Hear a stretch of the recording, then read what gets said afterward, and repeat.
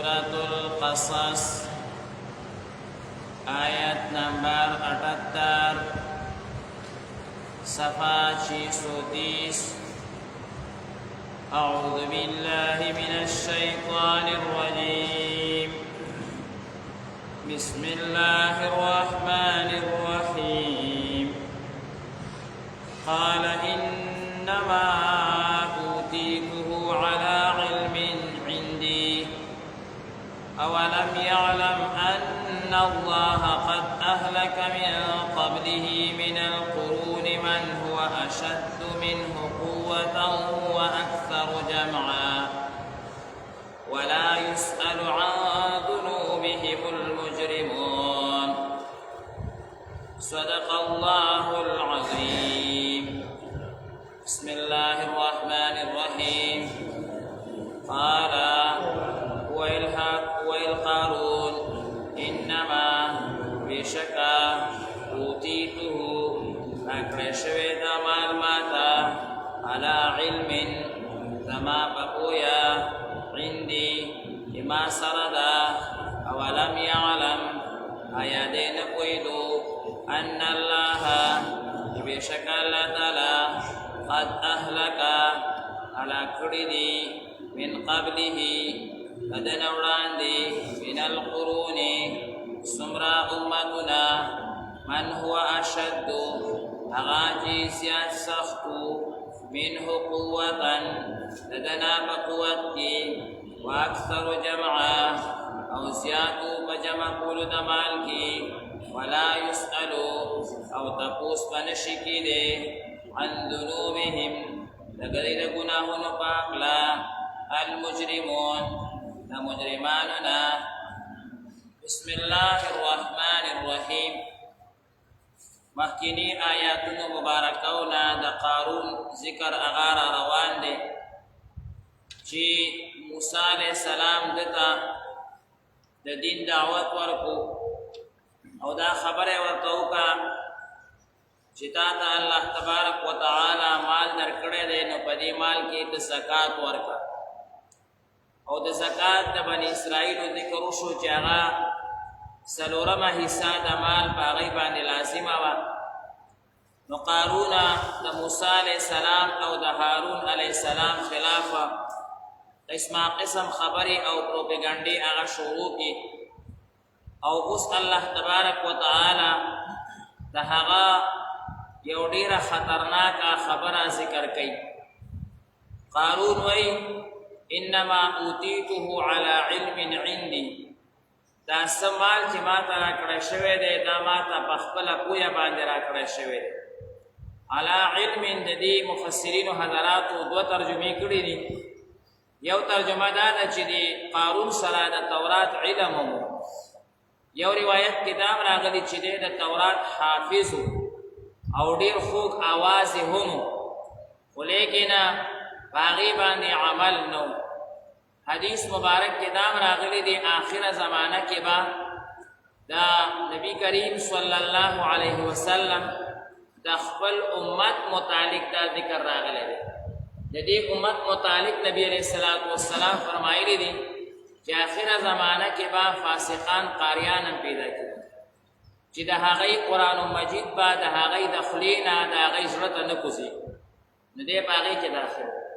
چې د تورات حفظ کړی او تورات به په خوږ آواز باندې لوستو لیکن هغه تورات د زړه ته هغه نو کوز شوی لکه دې زمانه کې ډېر قاریان هغه داسې وي چې هغه قرآن مجید لولي لیکن هغه د ریاکارۍ دپاره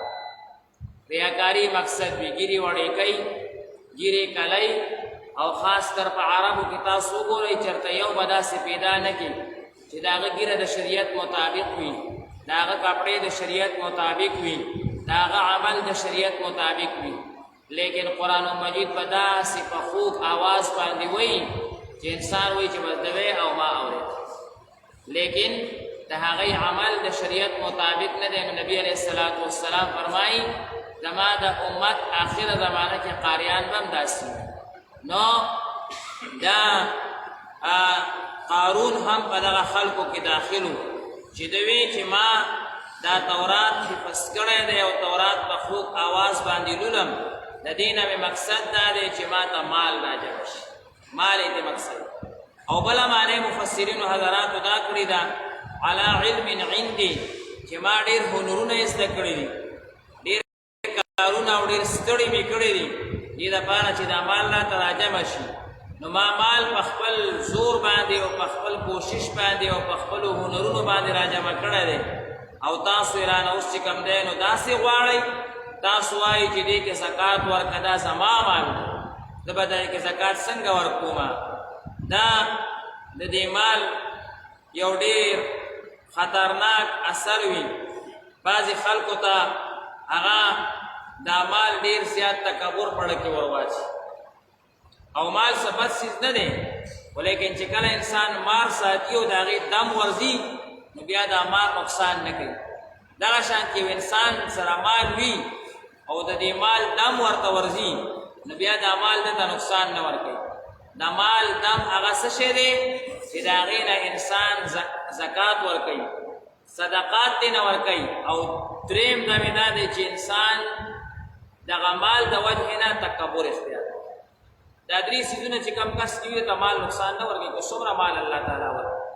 زکات دې نه ورکوي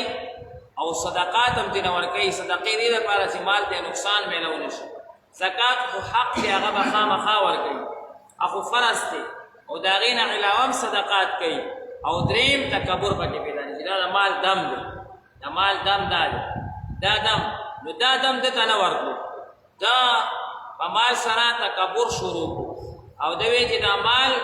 دا ما ته زما د هنر د وجې نه میلاو شوی، دا زما مال دی، دا مال تاسو ولې غواړئ؟ حدیث مبارک یو لویه واقعه هم راغلې ده. نبی کریم صلی الله علیه وسلم د بني اسرائیلو یو حالت هغه ذکر کوي چې هغې کې درې کسانو، یو په سر باندې ګنجې او ویښتې په سر باندې، دویم هغه ړوند و سترګې نه وي، او درېیم باندې د مرض و برګې دا مرض و. دې درې واړو کسانو باندې الله تعالی امتحان وکړو. حدیث کې دي چې الله تعالی ورته یو فرشته ور واستوله او دې درې واړو ته دعا وکړه. یو فرشته اول دې ګنجي ته راله، ورته یې ویې ستا څه تمنا او آرزو ده؟ وایي زما دا تمنا ده چې زما په دې سر باندې ویښته راشي او ما الله تعالی ما ته مال راکړي. وایي صحیح ده. فرشتې ورته په سر باندې لاس راخ کو، خدایا یو بزرګ په شکل کې راغلی او هغه ویښتې مخې سره راغلی او بیا ورته یو ګډه ورکړه یا چیلۍ، ورته یې ویې دا واله او دې کې به تا ته الله برکت درکړي او دعا یې ورته وکړه. بیا دې ړوند ته ورغله، ورته یې ویې ستا څه آرزو ده؟ وایي چې ما ته الله سترګې راکړي او لږ مال راکړي. په سترګو یې ورته لاس راکړو، هغه مخې سره روغ شو. بیا یې ورته یوه غوا ورکړه، وایي دا غوا واله او دې کې به تا ته الله برکت واچوي، دعا یې ورته وکړه. درېیم ته ورغله چې کوم باندې مرض و، هغه ته یې ویې ستا څه تمنا ده؟ وایي چې ما نه الله دا مرض لرې کړي او لږ مال راکړي. لاس یې پرې راکړو، مرض ختم شو، برګې مرض ختم شو. هغه په دمونو باندې نه ختمېږي او نه په ډاکټرانو ختمېږي، هغه دایمي مرض دی. او بیا ورته یو اوښه ورکړه، وایي دا واله او دعا یې ورته وکړه. څو کاله بعد دغه فرشته د یو بزرګ په شکل کې بیا راغله. اوس په درې واړو باندې امتحان راغی. د برکت دعا ورته فرشتې کړې وه او الله تعالی په امتحان راوستی و. همدغه ګډو بیزو والا ته رالو، ورته یې وي زه یو مسکین یم او اوږې شوی یم او ډېر زیات غریب یم، تا ته الله مال درکړی. حدیث مبارک کې راغلی دی د هغه د ګډو د بیزو دومره رمې وي چې یو وادي به ترېنه ډکه وه، یو کنده به یې ډکه کړې وه، پته به نه لګېده چې دا کنده ده او که نه. بلکل چې کوم دی نو تورې او شنې او ګډې قسمه قسم چیلۍ او هر څه پکې وو، ډېر زیات مال و. پته یې نه لګېده که الله امتحان کولو د برکت دعا ورته شوې وه. هغه ته یې ووي کم په سر باندې چې ویښته نو چې دغه شانتې تا باندې یو وخت داسې حالت هم راغلی او ته بیمار وې، الله روغ کړي، غریب وې، دا ده. هغه ورته ویې ته لیونۍ مازغه دې خراب دي، دا خو ما ته د پلار نیکه نه پاتې شوي، موږ په پلار په نیکه باندې مالداره راغلي یو. حدیث کې راغلي کابران کابر، موږ د کابرو نه مشرانو نه ډېر مالداره خلک مخکې غریبانان چلته په ما مرض کړه. هسې لیونې ځان نه لګې، ځه سوالګر دې ځان نه جوړ کړی دی. او چې په دې طریقه باندې د خلکو نه مال راټول. حدیث مبارک کې راځي دا فرشتہ خواشه او الله ته وی الله تعالی دا 15 منټه نو تیر شي ټولې ګډې وځي مړې او د سر وختې پرې وته په زور حالت باندې رامنډه کا بیا چلته کېده او بیا فرشتہ ته نیو دیبل دا ورته وی دماغ کې دا سړوند وی او دا واغانو یو لوی رمای جوړ شوی دا بلا فارمونه دي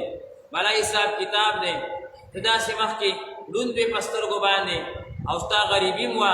دا ټول واقع او طویل نه دوی تل لیونه مازغه د کار نه کوي سمدم ما کابرانن کابر دا پلان نکده طرف نه مونږ ته د مال ملو شوی دی مونږ کله غریبانان پاتې شو نن سبا دا حالت چاته کوی ته مخکې غریب وي دی اکثر مشرانو ته د دې بازو مالدارو هغه غریبۍ معلومې دي نو چې ذکر کې وته مړو یا ست دیوانه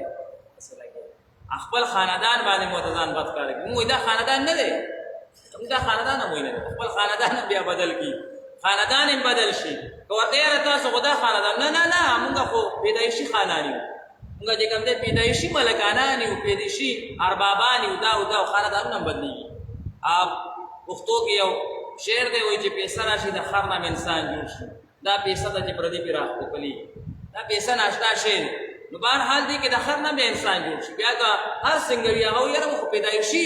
چې کوم دی نو سیدان یو پیدایشي دا یو د موږ کوټیر غټ خاندانو کاروبارونه مو د پلار نکاو داسې رامي وي دا هغه ټول نو بهر حال دا د پیسې فطرت دی دې درېم ته ورغلي دي ورته وی دا باندې د برس مرض او ته ډېر غریب هم وي دا هغه د اوښانو د اوښو یو ناشنا رمې او فارمونه جوړ شوي دي هغه ورته وي اول څه ډېر زیات بیمار برس مرض او بیا یو بزرګ سړی رالو پته نه لګي چې څوک و ما ته یې اوښ هم راکړه ما ته یې دعا م وکړه زه الله تعالی دې مقام ته راورسوم یعنې ده ته خپله غریبي یاده وه خپل هغه زوړ کیفیت ورته یاد و چې ما باندې داسې سختې تېرې شوي دي دا ایاز او محمود چې کومه واقعه راځي چې محمود بادشاه پاتې شوی دی او ایاز هغه وزیر پاتې شوی دی وایي دې ایاز به هم خپله غریبي یادوله کم مالداره ته چې خپله غریبي یادوي هغه سره د غریب هم احساس وي هغه سره د دین هم احساس وي هغه سره د هر څیز احساس وي نو دې ایاز به مازدیګري نه یو کمره وه هغې ته به دی ننوتو او دا شاهانه لباس به یې لرې کولو د وزیرانو دا لباس دا به یې لرې کولو زړې کپړې د پخوانۍ غریبۍ ساتلې وې هغه به یې واچولې او شیشه کې به یې ځان ته کته ایاز تاول داسې که یو غریب تا ته په دې صورت باندې رالو نو ګوره ته به دا خپل صورت یادې چې زم داسې ومه هسې نه ته یو غریب ته وایې چې ته دروغ وایې ځکه چې بیا به تا هم په دې هیئت کې او په دغه وخت کې دروغ وایي ځان ته به لګیا او متوجه کولو به دا انسان نو دی ورته وایي دا درېیم فرقي مرض والا ورته وایي ما باندې دا ټول مرضونه او دا ما ته هر څه الله را کړي ته مسکین وې زم داسې یو مسکین ما سره هېڅ هم نه چې دې نه څومره اخلي واله 15 اخلي 10 اخلي څومره یې ضرورت یې ځان ته واله ډېر مالدار خلک وي او ورته وایي دا ما هېڅ ضرورت نشته زه فرشته یم الله راستول یم تاسو درې ملګري وئ هغه دوه ناکامه شو ته کامیابه شو او دعا یې ورته وکړه الله تبارک وتعالی یې مال ورسوه نو دلته قارون هم وایي چې انما اوتیته على علم عندي دا ما ته په خپل علم باندې ملو شوی الله څه وایي اولم یعلم آیت ته پته نشته ان الله قد اهلک من قبله من القرون الله تعالی د ده نه مخکې غټ خلک هلاک کړي دي د هغوی طاقت هم سیوه او مال هم سیوه مټې هم ډېرې وې طاقتونه هم ډېر وو مالونه هم هغه د ده نه ډېر زیات وو هغه الله هلاک کړي نو د ده هلاکت ورته څه ګران نه دی او ولا يسأل عن ذنوبهم المجرمون الله فرمایي چې کله زه یو مجرم هلاکوم نو بیا ورته دا نه یم چې دا ګناه دې کړي دا ګناه دې کړي دا بس بیا ډاز ورکوم بیا دې پوهیم ني بعد انسان وایي که نه پته نه لګي چې الله په څه ګناه رانیولې الله چاته خپله ګناه بیانوي الله دا خپله ګناه ته نه پټه ساتي او الله تعالی یې رانیسي دا نه وایي چې ورته چې په دې مې راولي دې بیا ډېرې چغې وایي چې الله ګناه راته وښایه زړه کې راته واچوه خوب راته راوله په خوب کې راته وښایه چې ما نه څه ګناه شوي چې د هغې نه توبه وباسم الله وایي نه بیا درته پته نه لګي اوس سوچ کوه قال وی قارون انما اوتیته ما ته راکړی شوی دی دا مال على علم عندي زما په خپله پوهه باندې اولم یعلم ایا ده ته پته نشته ان الله چې بېشکه الله تعالی هلاک کړي دي ان الله قد اهلک من قبله د ده نه مخکې من القرون سمرا امتنا من هو اشد منه اغا چې دنا سیاست قوتا بقوتي واكثر او زیات جمعا فجمع کول د مال کی ولا يسأل او تپوس پنش کړي عن ذنوبهم المجرمون د دې د ګناهونو نه د مجرمانو متعلق. اقبال